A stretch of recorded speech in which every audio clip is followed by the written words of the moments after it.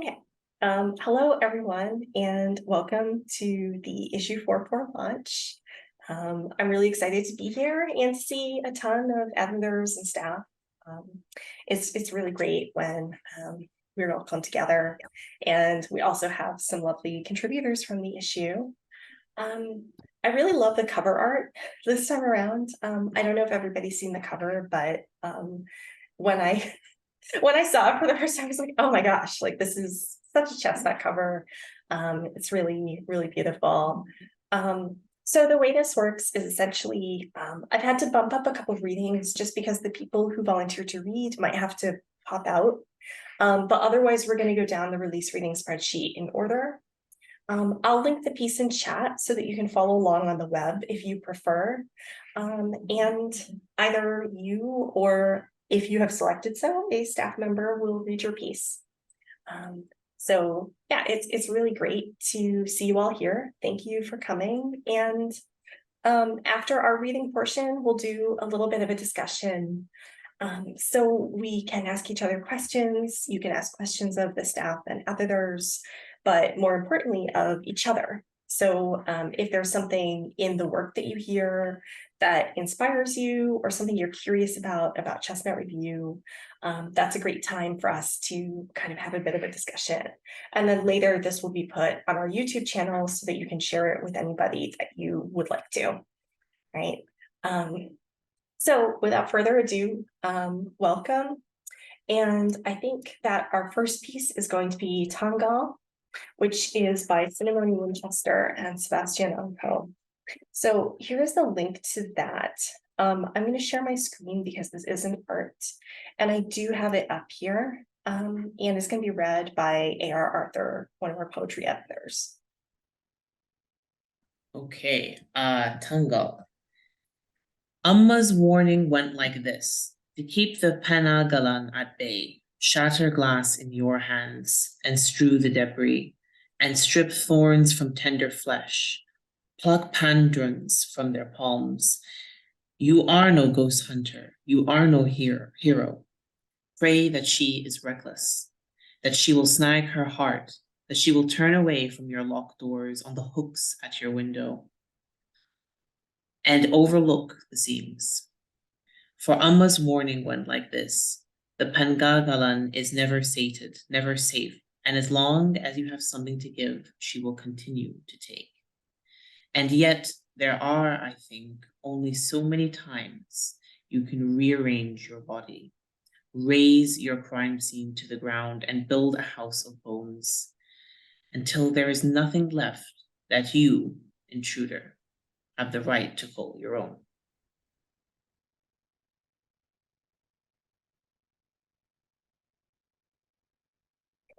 Thank you so much for that reading. It's a really wonderful piece. I urge you to check it out. Okay.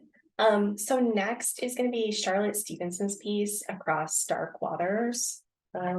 This is a longer piece, so Rebecca has volunteered to read the first part. All right, so take it away, Rebecca. Hi, I'll be reading Charlotte Stevenson's Across Dark Waters, and I'll be reading from the beginning, so just the first section. I know she knows her daughter is dead. If she were a first-time mother, I could imagine she might not understand the difference between a dead baby and one that is simply unresponsive. But she nursed a son 8 years before, and she tried to care for her niece after her sister died, but that baby died too. In fact, in this population, 70% of newborns die. Death, unfortunately, is familiar.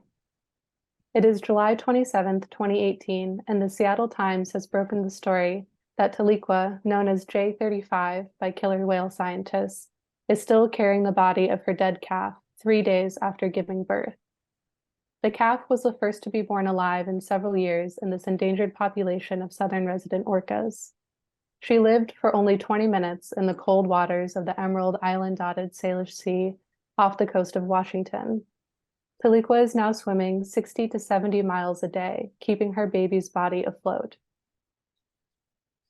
Although the machines told me hours before that he no longer had a heartbeat, In 2014, 4 years before Taliqua, I labored and delivered my son Reese just as I would have a live baby. I held his 8 pounds just as close, still and close. It was 3 weeks before his due date. Many in grief have eloquently tried to pen this emotion, one symptom of which, ironically, is to strip us of words that even begin to trace its precarious outlines.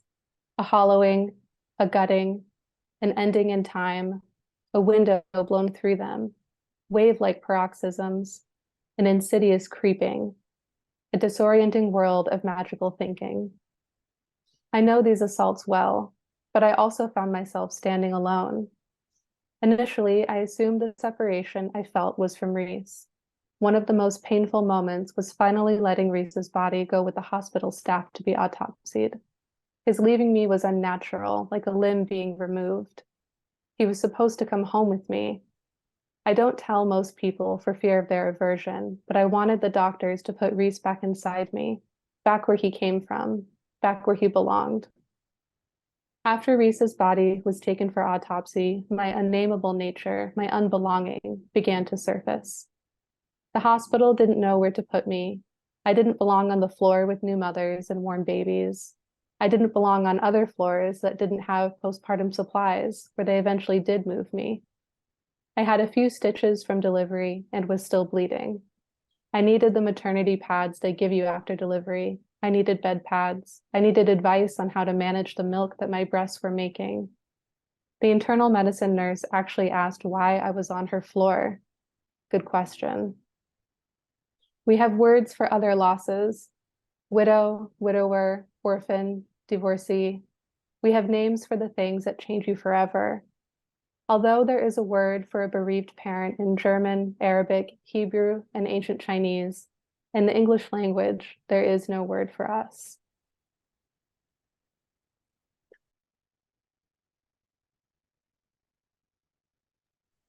This is such a gutting essay. Thank you so much, Rebecca. It's really a pleasure to hear how you read this. I'm sure that Charlotte will be really grateful. Yeah. So I encourage you guys to go ahead and read the rest of this when you have time. It's really beautiful, and the braids of these stories are really wonderful. Yeah. Thank you so much. Okay. Next up is Veronica A. Betancourt, reading something totally completely different, which is Fragments Flops Under Scrutiny. And I apologize because this is another piece where the link is broken, so we're going to look at the issue instead. All right. Thank you.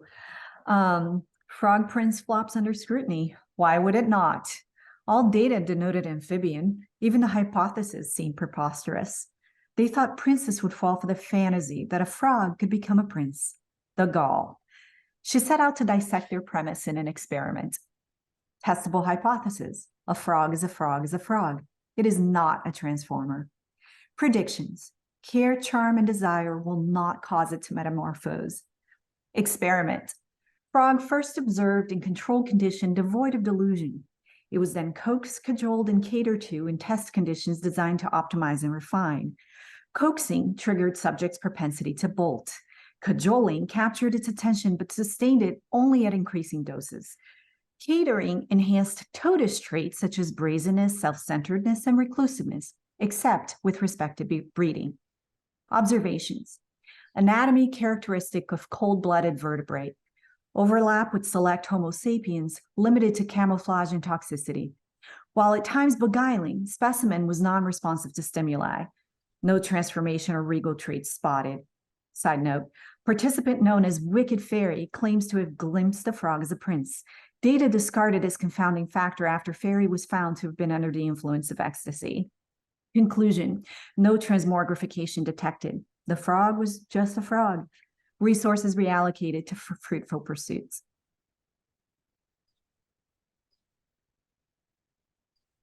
All right, thank you so much.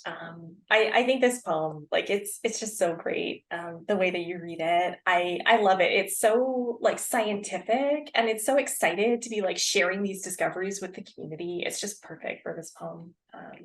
Yeah. Thank you. All All right, so next up is Nathan King with Awake at 2:58 a.m. awaiting eruption.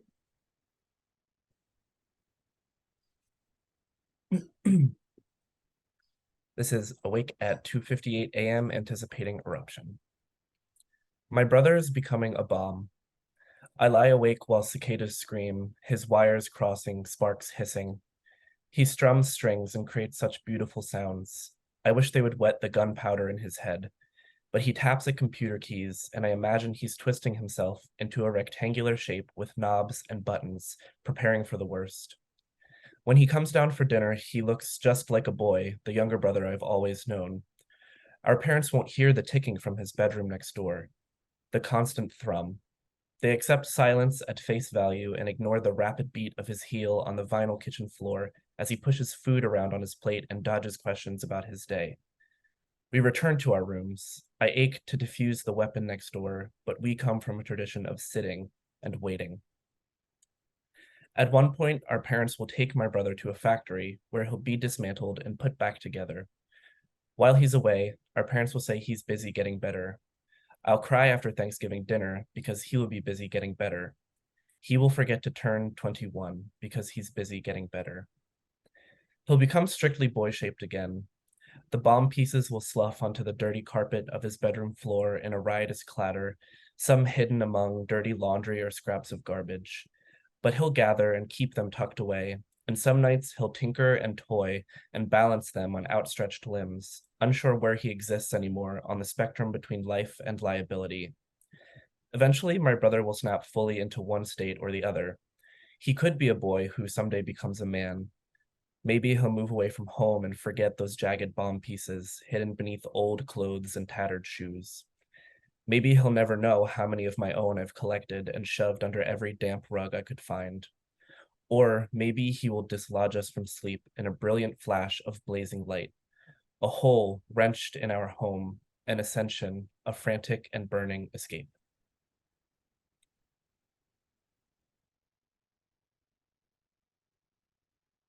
Oh, Nathan, what an ending. This is such a powerful central for. Thank you for reading this piece. It's really wonderful. Next is Laura Villarreal with Spring 2021. Spring 2021. I hear the shout before the shot.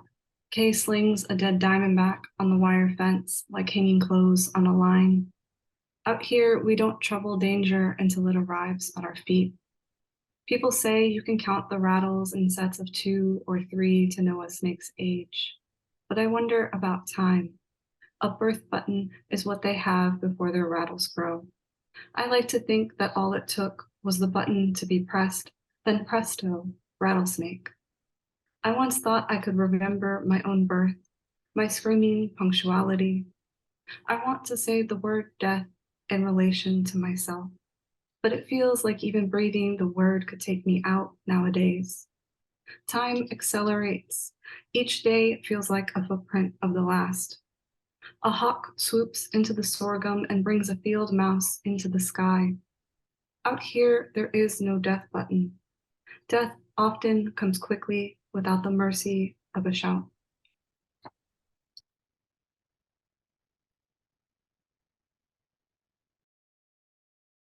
Thank you. I love this poem and I love the way that you read it. It's really beautiful. I love the imagery, the rattlesnakes. There's so much sonic texture. Yeah. So next is Dylan Smith with Notes on Grieving Gary. Hi, everyone. There's a bunch of carpenter bees humming above my head, so you might hear that while I read. Oh, geez. I just can't find it. Okay, here we go. Notes on Grieving Gary. Uncle Art called from his cabin in the Catskills with a beer in his lap. I could hear the beer in his lap in his voice, and so told him I have no vision, no taste or aesthetic, or even any real aspiration, and in this way hope to absorb some permanence as his apprentice. Absorption by sober observation, I promised him, I pleaded him, though even his laugh had some of his lap beer. He said something about permeability, about how everything has it, like even plastic bottles. But I drank so many beers myself by then, the details didn't maintain their keep. So I'm starting this journal per Art's suggestion. Entry number 1 is Gary's jar of paper stars. Old love notes Gary wrote and tore first into strips for me before folding each note nightly, or as into stars before he leapt. Or how after Art's call I dreamt of birdsong. Something in that melody resonates in me still, though I'm unsure as to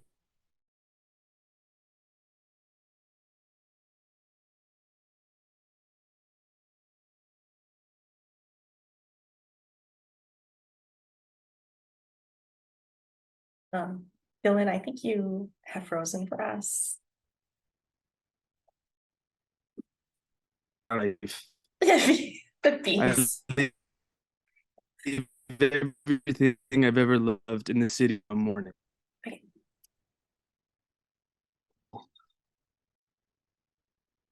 So that's like a short story.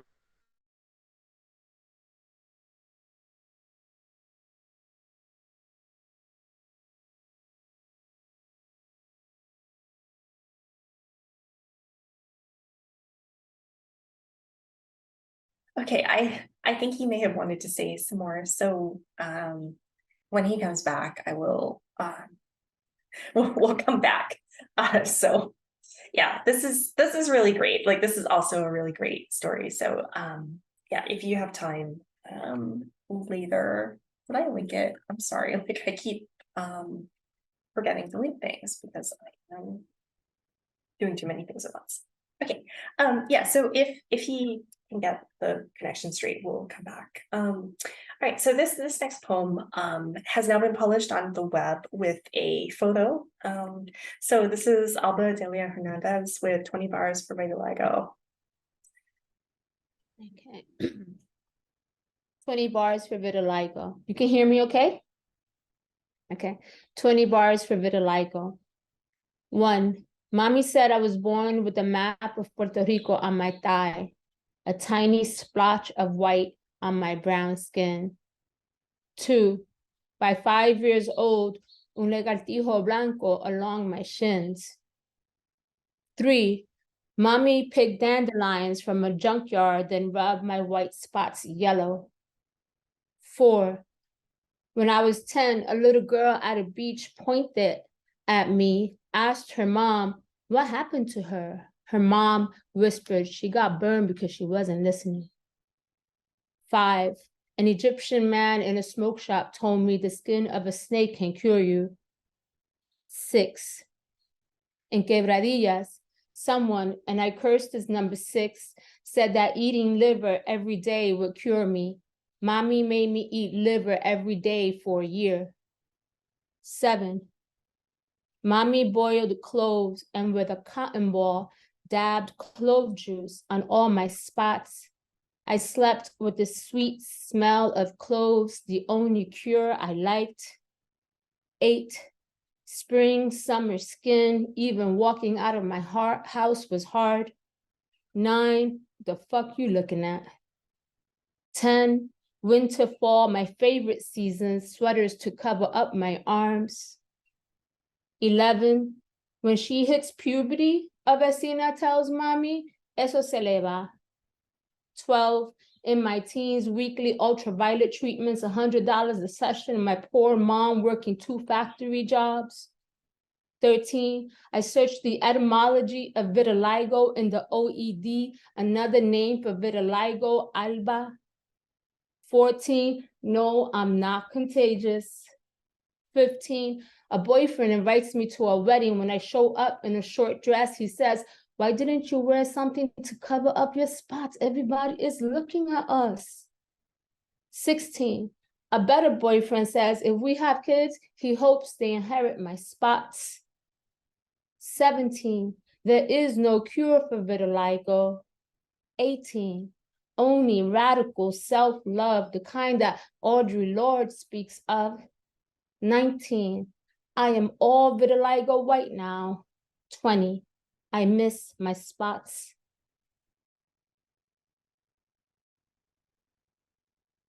That was perfect, Alpha. Thank you. I think everybody is just wowed right now. Yeah. That is it. All right. All right. Next is Jay Leo. Oh my God, I'm pressing on random things with Food Safe. Hi, this is Food Safe. If the doubling time of bacteria spores on white rice left idling in the cooker is 20 minutes, then I'm a mother of trillions. Rebred every night at the dinner table with meat velveted so tender nobody knows the internal temperature because thermometers are for white people. My tongue wets for the salt-sweet linger of weeks-old stock, umami boiled soybean dark in the belly of an earth clay pot. These are the things I love. The crumbling yolk of a third-day tea egg from the bamboo basket, snow mushroom wisps drowned in rock sugar syrup, like ghosts of who we were in that wide, wide ocean. But in high school, I buttercreamed cakes and roasted hollow chickens and was taught the fridge as sacred. Stainless steel utopia with a 2-hour entry limit where stragglers are tossed overboard. Just to be safe, the compost plumps with over-sharpened cheese, way-wet yogurt best before the weekend, the end pieces of bread left until fungus buds gorge themselves green. Last year, the white boy I dated flew to Singapore and saw mostly the toilet. His stomach is weak, Mama laughs, stuffed with the privilege of leaving flesh on drumstick bones while Baba has to find the discount corner in supermarkets. He rescues the rejects, the intestines, the livers and kidneys cross-hatched into flowers for his oil flame walk. Every organ unfurls in 5-spice like it remembers living. And I promise you this, around our table, we bite bones so clean we could build a paddle, a raft sinewed blood tight, we waste nothing because we have had nothing. Our fingers pressed blade side, we scrape mold crusts until we find unscarred flesh and trust the fire to do enough, or to kill enough for our bodies to do what they have done for dynasties. Every mouthful, a remembrance. Every swallow, resilience. Thank you. Thank you so much, Jade. What a wonderful poem. What a great ending. All right, so next up is Arman Kapoor with Thorns. Thorns. I slink into the garden at midnight when the moon is high. My footsteps leave pendants of dew in the grass. Around the trunk of Grandpa's lemon tree, I use my hands, then my arms, embracing at first, then choking. How to asphyxiate the living thing? Twigs concede at my strength, the sound of shorn leaves a ripple in my ears. 1. In my youth, I'm new as the tree I lie under. I glance up, and my grandmother falters from the portico into the garden with a strange expression on her face. Her knees make a brusque landing. Her stretched palms mow the trimmed grass. Stalking after her is my grandfather, sturdy walking oak, under whose bower our many existences have bounded. Now his hand rises. End of 1. The citrus leaves crumple soundlessly, and there's no pleasure in that. So I begin taking full branches in my hand. One by one, I tear from limb with limb. Teardrop fruit collapses onto the grassy bed with soft thuds. I snarl with satisfaction. I howl with pride. In the big house behind my shoulders, someone turns on the lights. 2. At dinner, Dad can't sit still. Liquor turns his cheeks ripe like a triumphant harvest. He rumbles to his feet and kicks the chair he's sitting on. Crash, the joint splinters. At the sight, my mother doesn't stir physically or emotionally, not anymore. She is nuanced in distress, cold to such sprouts of theatricality. Her resilience perturbs my father, who, scowling and bedraggled, transfigures into a wooden obstinance. Sonorous and menacing, protected within the bark of his self-image. During our lunar stroll, walking hand in hand, he wolf growls into my young ears. The thing about your mom, he attempts, wreaking frail desperation. End of 2. Footsteps approach in the near distance. Caution is the chorus of their voices. Under the brunt of my forcible hands, dripping red, the innocent tree quivers. Slowly, we are losing our countenance. 3. The bloodwork says my grandfather and father and I are nearly identical. In the mirror, my lips draw that familiar grimace. Genetic crow's feet perch under my eyes if I smile. My belly is a slow gestating burl if I ever stop running or continue drinking like they did. If my father places his fingers on mine, we are foliage entwined. Decay festers on his skin, and what lies beneath? The disposition is ingrained, I tell my therapist. No, she replies, it isn't. End of 3. I'm the terror in the garden, and the new owner's screech sets my periphery ablaze.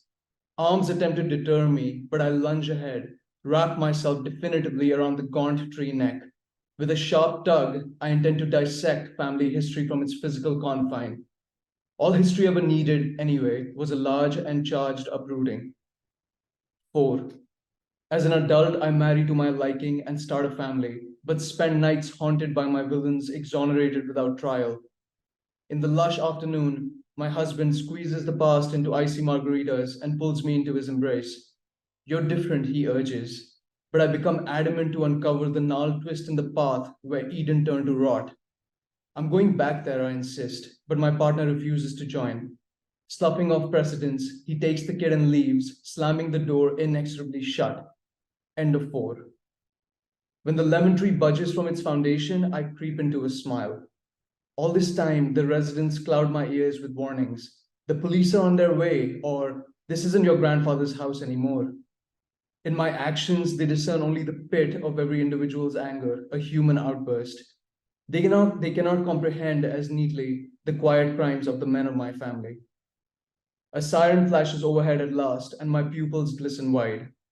A fresh start reaped with violence, or the bitter consequent sap, can't revoke my past in any measure. Felled by cognition, only a seed tossed in the epic sunburst, I drop to both knees. The blood that streaks my face is mine alone to tend, and therein lies the wreath of regret, the final reaping, a very good comeuppance. Thanks.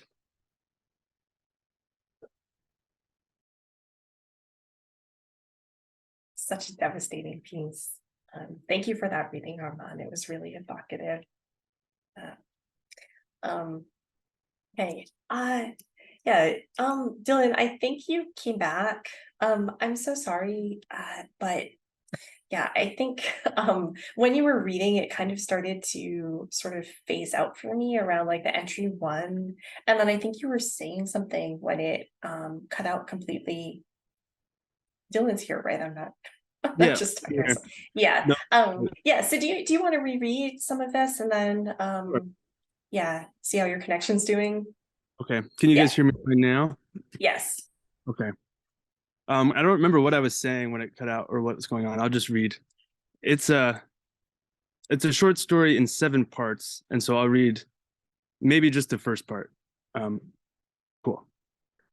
1. Uncle Art called from his cabin in the Catskills with a beer in his lap. I could hear the beer in his lap in his voice, and so told him I have no vision, no taste or aesthetic, or even any real aspiration, and in this way hoped to absorb some permanence as his apprentice. Absorption by sober observation, I promised him. I pleaded him, though even his laugh had some of his lap beer in it. He said something about permeability, about how everything has it, like even plastic bottles, but I drunk so many beers myself by then, the details didn't maintain their keep. So I'm starting this journal per Art's suggestion. Entry number 1 is Gary's jar of paper stars. Old love notes Gary wrote into first into strips for me before folding each note nightly, or was into stars before he leapt, or how after Art's call I dreamt of birdsong. Something that Melanie resonates in me still, though I'm unsure as to what bird it was. Certainly no city bird. There was salt in the air around it singing, and some sea mist in it, and so when sleeping I must have manifested some missed calls from Mom. She left me several voicemails, most as reminders to start with this therapist Art's found for me upstate. My childlike life. I live everything I've ever loved in the city tomorrow morning. Thank you. Thank you, Dylan. This is a great piece. I was really excited when I was putting it in InDesign, not because of the italic streaks, that was pain in the neck, but like just the way this piece unfurls. I also really like the way it turned out in the issue. Like, I'm not sure 100% where it is, but if you all check it out in the PDF, right, it's kind of like one page, one section, which is just like perfect. So yeah, I don't know, you can, I'm so sorry. Yeah, but if you scroll through the issue, you'll see what I mean. It's really good. Okay, so we've got two pieces left. We've got Limbo by Kara Waterfall. Kara wasn't able to be here today, but she did ask for a staff read. Yeah, so I guess in the interest of time, I'll go ahead and read this piece.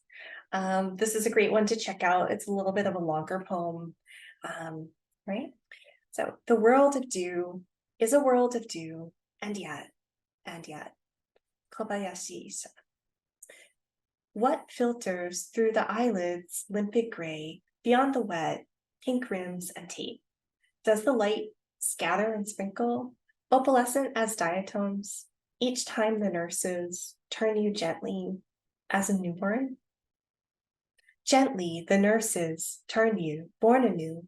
Your eyes inhale everything in this blurred hive of white coats and blue tunics. Later, moonlight dresses the walls, but for you, every hour strikes midnight.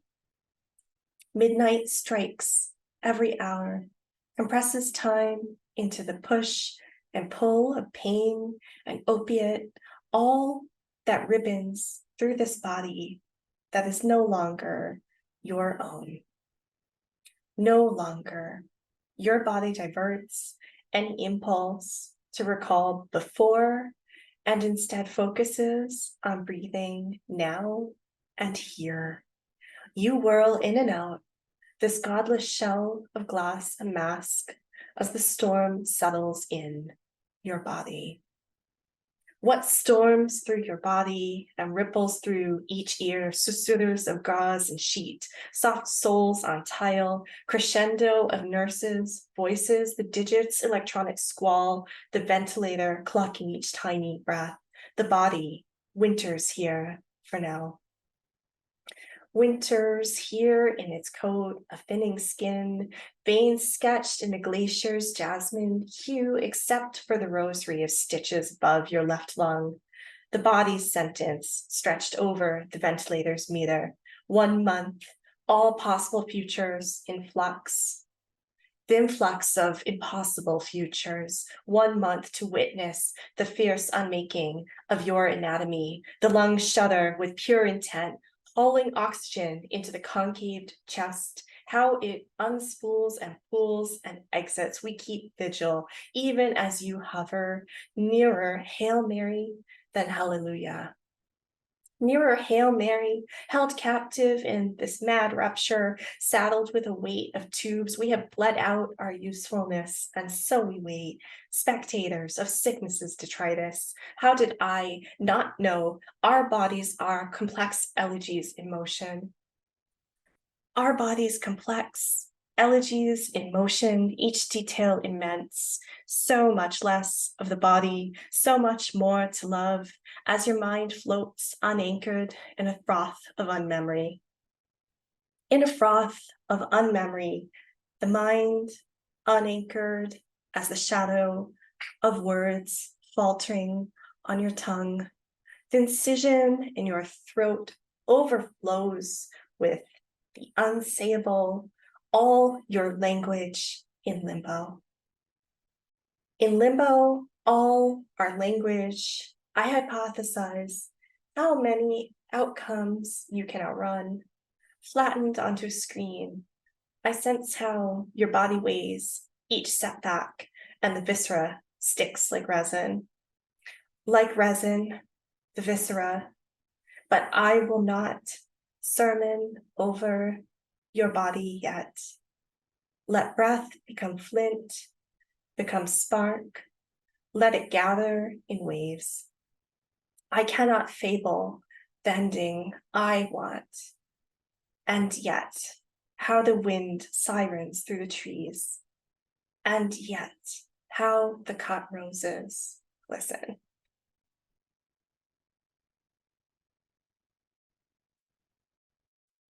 All right, I think I forgot to look this one. But anyway, this is a great poem. You can check out Kara's reading. It's probably like way better than mine, but I'm glad that we were able to present her poem today. So I think the last thing that we have is Daisha Price. Daisha won our chapbook contest, so we've got an interview with her up, and this gorgeous piece, Mitosis, that I will remember to link. Yeah, so her chapbook will be coming out probably mid next month. We are super excited. You should read the whole thing. I'm working on edits. It's amazing. Daisha's here to read some of her chap to us. Yay, Daisha. Hey, thank you. I think I'm just going to read the first two sections because it's a little long, but hopefully you get kind of an idea for it. Intraphase, homeostasis, the phase before. Each chromosome makes an exact copy of itself so that the cell has two identical sets. I inherited my mother's skin, quick to burn, temperamental, prone to acne blooms. At 45, my mother needed two different skin creams, one to treat deepening lines and wrinkles, and the other to quiet the acne that continued undaunted in the creases between her nose and cheek, in the deep crevice of her chin.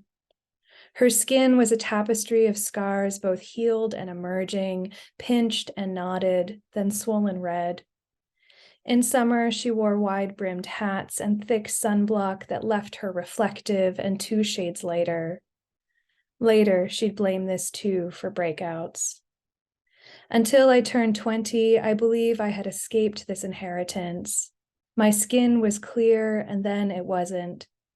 Inside my body was a gene waiting to be turned on.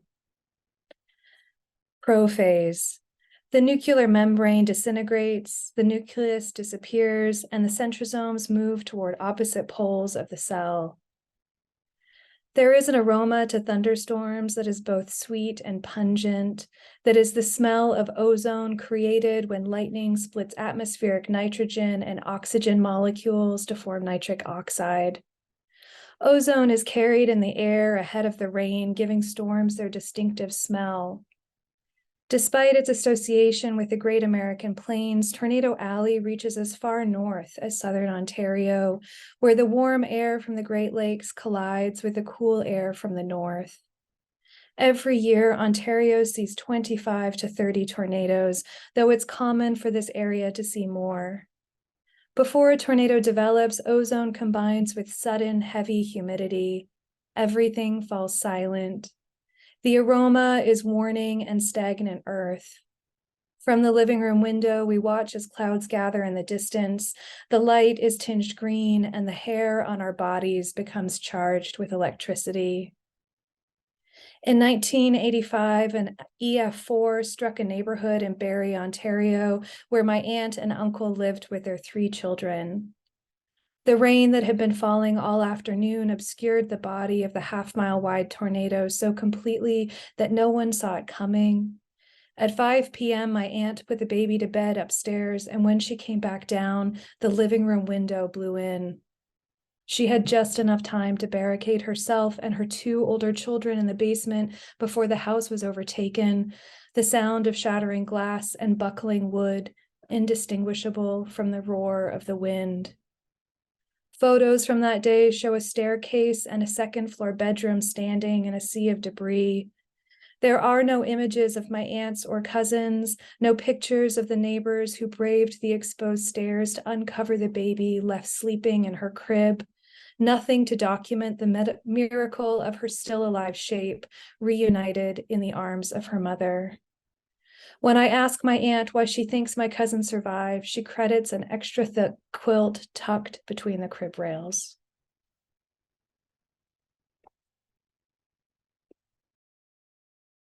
Great. All that and more await Daisha's chap. So I really look forward to it. Daisha also has this awesome reading. So if you have 12 minutes to hear her read the whole thing, I listened to it yesterday. I was like, wow, it's really good. So yeah. All right. So we're going to move into the second part of our launch party. I know this part can be a little awkward at first, but I promise we're all okay. We don't bite. So this is our time for questions. And yes, if somebody has a burning question, I would love it if we could just get started off. But if not, I can ask somebody a question. So that's fine too. Or you can ask me a question.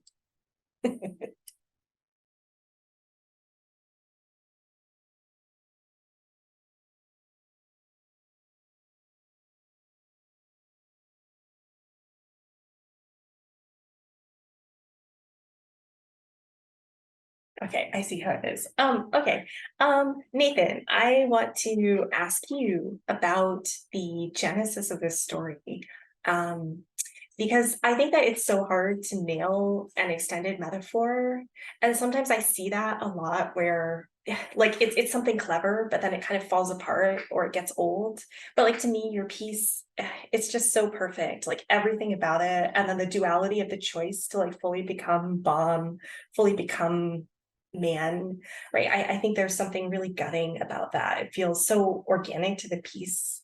So could you talk a bit about like the genesis of that and your process? Yeah, absolutely. First of all, thank you. I very much appreciate that. So the first line of that piece is sort of one that I had been floating around for, I want to say, a couple of years. So I think that may be something that contributed to why it ended up coming together in such a cohesive way, because it was a concept that had kind of been on the back burner for a while, and very much inspired by real life events. It sort of toes the line between fiction and reality, which is actually not a space that I'm super familiar with. I don't write that way often. But yeah, so it all started from that first line, and it is one of those pieces that I'm sure many of you can also attest to this. Sometimes a piece just like comes out of you all at once. And it didn't actually change a whole lot from the very first draft to what I read today. A lot of it is the same. There were some things that were tweaked, and a couple of things were added, taken away, but for the most part, it sort of popped out of me fully formed. It's an Athena of a story. So yes.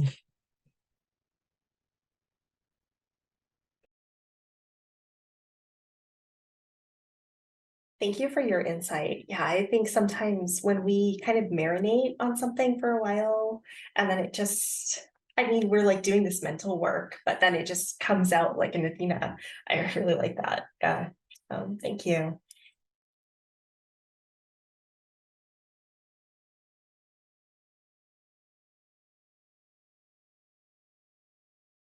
Wow, you guys are tough. This is like a terrifying cold call. Brooke had a question for Armand about the numbered list. How did you decide on the format of the story on the page? And what was the kind of genesis behind this numbered list and the intersection between that? And obviously, like that's part of the piece, but the piece itself is not a list, period. Yeah.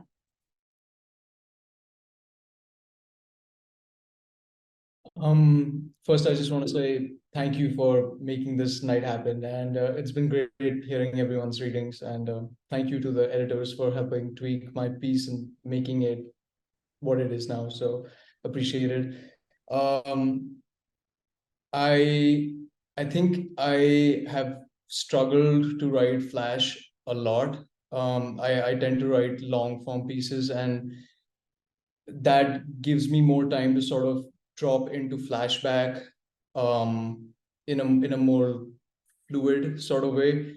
So where flash is concerned, I think I'm always kind of trying to find idiosyncratic ways to do flashbacks.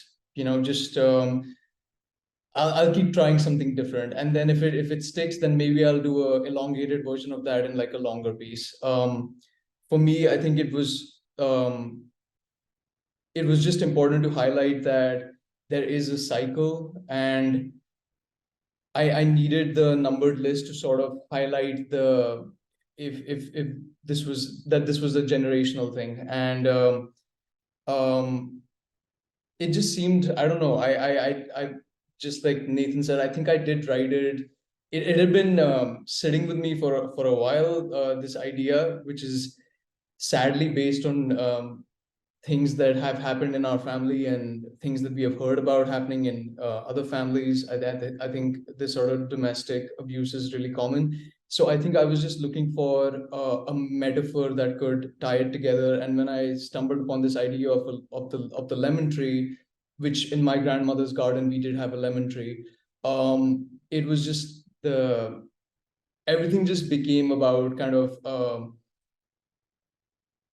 I don't know, when you think of your grandmother's lemon tree, it's a very like soft and sunny image, but I just became possessed with this idea of like uprooting the lemon tree, because the reality of our situation was so far away from that sunny ideal.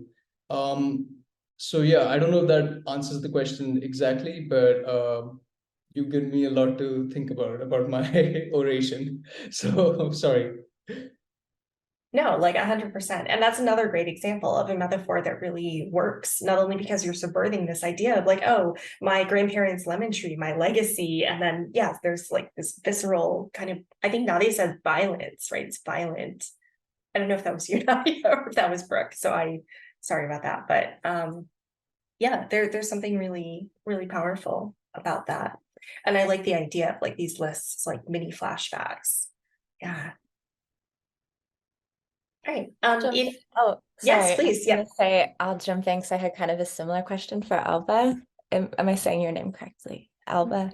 I loved your piece so much. It just tears in my eyes. It was stunning. But I was curious like how you sort of chose, so like the structure of this is so beautiful, how it moves between these sort of like understated moments, these like really powerful, like gutting anecdotes, and then moments of address, like no, I'm not contagious, or what the fuck are you looking at, which I loved so much. And I wondered what the process was for putting it all together, if there's sections you ended up taking out, and how you decided on 20, and just like how you decided which ones to juxtapose together, or if it was more of an organic just process that happened on its own. A really, really beautiful piece, of course. Thank you, Lindsay. I think I've been always wanting to write a poem on vitiligo, and I've written and I've done research, and I thought the research would lead to a poem, and it never did. Nothing that I ever liked. But there's a poem by a poet, Joshua Bennett, and he did a poem for Kendrick Lamar.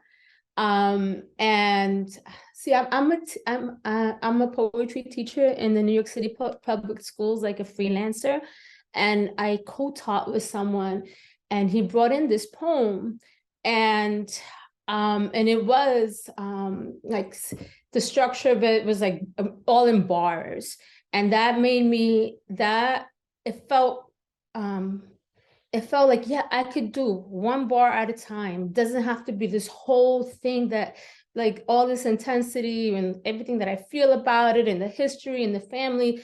Maybe it didn't need to be told in a story. I'm more of I mean, I write fiction as well. And so the structure of having like nuggets felt like I think it was organic.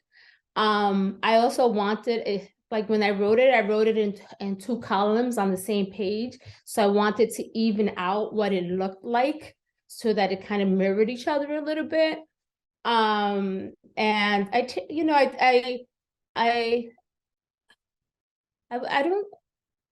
don't know. Yeah, I think that's what I have to say. That's what I have to say. Thank you. That is so awesome. I love that detail about the mirroring, and just, yeah, how all the pieces just really are so powerful because they're just like standing one at a time, but also come together so perfectly in this tapestry of like we're jumping from one facet of this to another so quickly. That's just really powerful. Thank you so much for sharing. Thank you for asking, Lindy.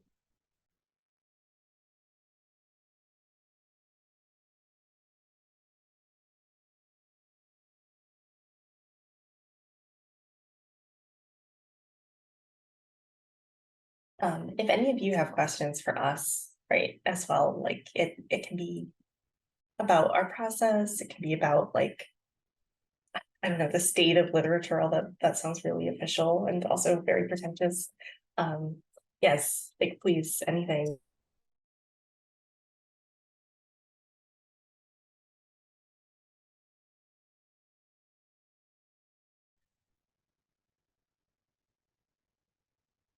Okay. Yeah, Maybe so I wanted to just say like that I really love the structure of how you how Chestnut Review puts it online, where you have our voices if we're choosing to have our voices, and I just think that it's so powerful to have the visual and to have the poet's voice. Like I've been listening to the past issues, and I just it's this great format. Thank you. yeah, I like that too. I think that hearing it, I mean, even like 20 bars, like I heard your reading of it, because of course I had to like listen to make sure there were no issues with the audio. And of course we worked together on the poem, but there's just something magical about hearing it in real time. So I really love that, right? It's injected with such a voice just by the reading itself. So we want to sort of archive that and make it accessible for people. And I know that as somebody who works at a computer all the time, sometimes I don't want to read another thing, even if it's like really wonderful, because I don't want to stare at my screen any more than necessary. So yeah, I really encourage you to dig back into our old issues because we've got some really great pieces on there. So yeah, thank you for that, Papa.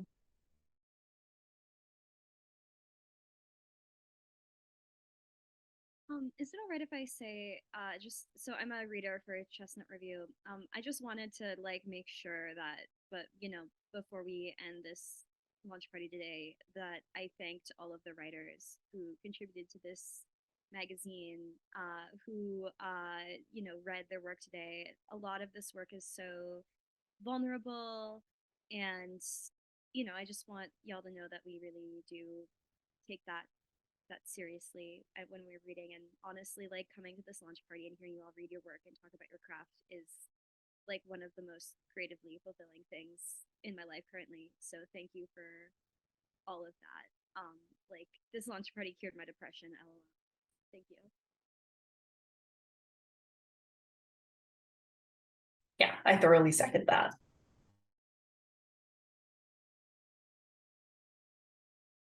So Maranu, I know you're new, and I know that like bringing on new people can be daunting. How has your experience been so far? How is the training process? Do you feel like you're sort of finding your feet here? Yeah. Yeah, the main problem I'm dealing with is confirmation bias, which comes in during second readings and reading the comments on shortlisted pieces. I don't know, maybe that takes more time or experience to counter what has already been observed. But yeah, once the comments have been made, I find myself agreeing to most of them. So that's something I need to learn. Other than that, yeah, it's been quite supportive. It's actually I thought it would sort of cause some blockage in my writing process, but that hasn't been the case yet. So I'm pretty glad about that.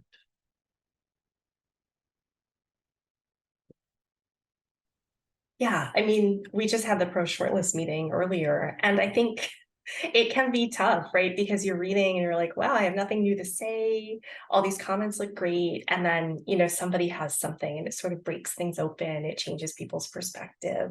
And I think there is some push and pull to that, right? Because there is some beauty in being swayed by other people, right? We don't want to be people who are just like, I'm right and you're wrong, but yeah, it can be difficult to just not. I mean, my background's in philosophy, so it's the same. We would read a position and people would be like, this is so compelling. This is a great argument. This is unassailable. And then we'd read their opponent's position and it would be like, this is compelling. This is unassailable. And then it's like, okay, but now I don't feel like I have an opinion anymore. I'm just being led by the nose around to things. So yeah, I have my go-tos.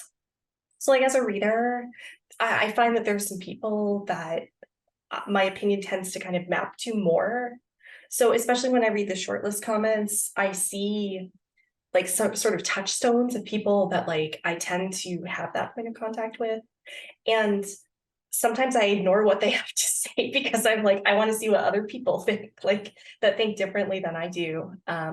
Yeah, so I think that's really, it's something to navigate, even as an editor. But it's great to have these different viewpoints and to think about them. I think the thinking is the important part, right? Yeah.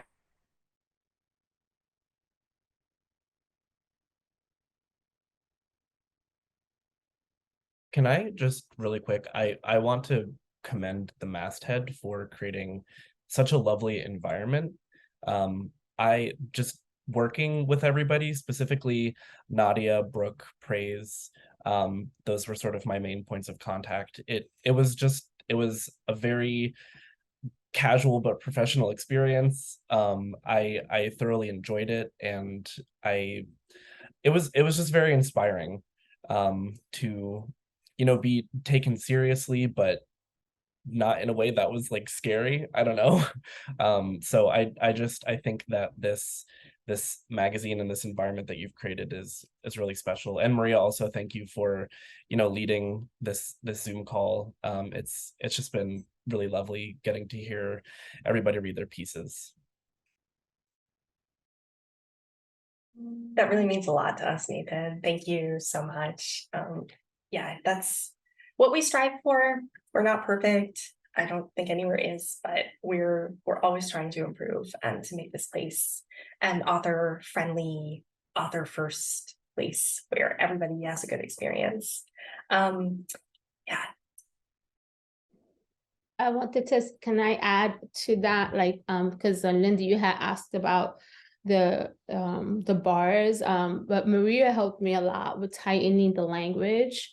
So I have to give Maria credit for that. And also, like the feedback that I got was like, we love this poem, or it was something like just very heartfelt about the feeling for my poem, and that, so it was like very non-academic kind of language, and I really appreciated that personal touch to the poem. So thank you.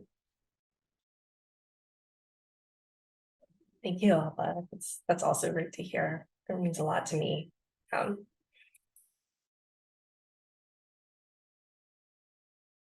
sorry, I saw a cat, so my brain turned off.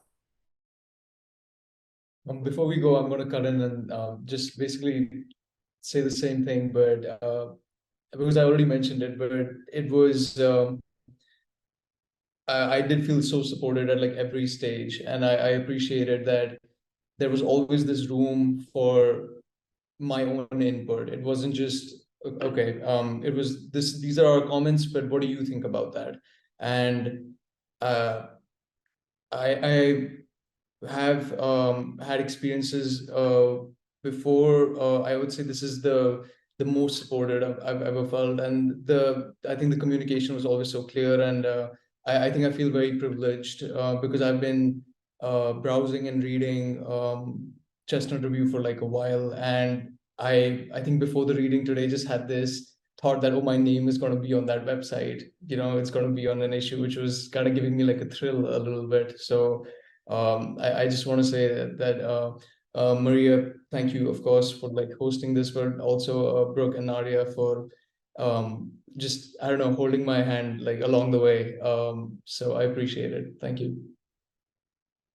And not to hold folks back, but just want to just say that I feel the same way as the other contributors who spoke. It's been really a wonderful process. Maria, you were absolutely a joy to work with, and I really appreciate the, heartfelt comments about Frog Prince as well. And it's really excited to be part of this amazing journal and to have met everyone here today. Thank you. I want to prop up the fact that we love you. Just like, okay, that's embarrassing. But anyway, Lindy has some firework in Chestnut. Peaches, Clingstone. It's called Clingstone. It's really a great piece. Suravanu, Shadrak. Some of our contributors became readers after they were published. And we're always looking for people who are talented, who have a good eye, who have gone through our process and they kind of know us. Yeah, it's really wonderful. So run off and read those pieces if you have not already, because they are amazing. And B, right, this is kind of the thing that we want to continue. Yeah, thank you, Laura. It was really great to hear you read your piece. I think we're probably gonna push off into the modal coil, but yes, we periodically need readers. We are planning some things because this is now going to be our 5th year. So I think we were born in May, if I am not mistaken. So we are super excited to be rounding the corner into that. We're planning some new and different initiatives. I don't know if James is here or if he went into the Chestnut Tree Zoom land. Hey, but James/David and we're working on 4 retreats. The issue will be promoted on social media. So it has been announced, and over the next few days and weeks, our social media team will be propping up your individual pieces and tweeting them out and sending them and being like, everybody should read these. So yeah, that's something to look out for. Stay in touch, stay involved. We're going to AWP next year, so come check out our booth if you are going. There's really, hopefully, a lot of things that we're building to keep the community, keep the conversation going. And we can't do it without any of you, from our readers to our editors to our wonderful and lovely contributors, right? Yeah. So I think we'll kind of pause it there. Thank you for coming.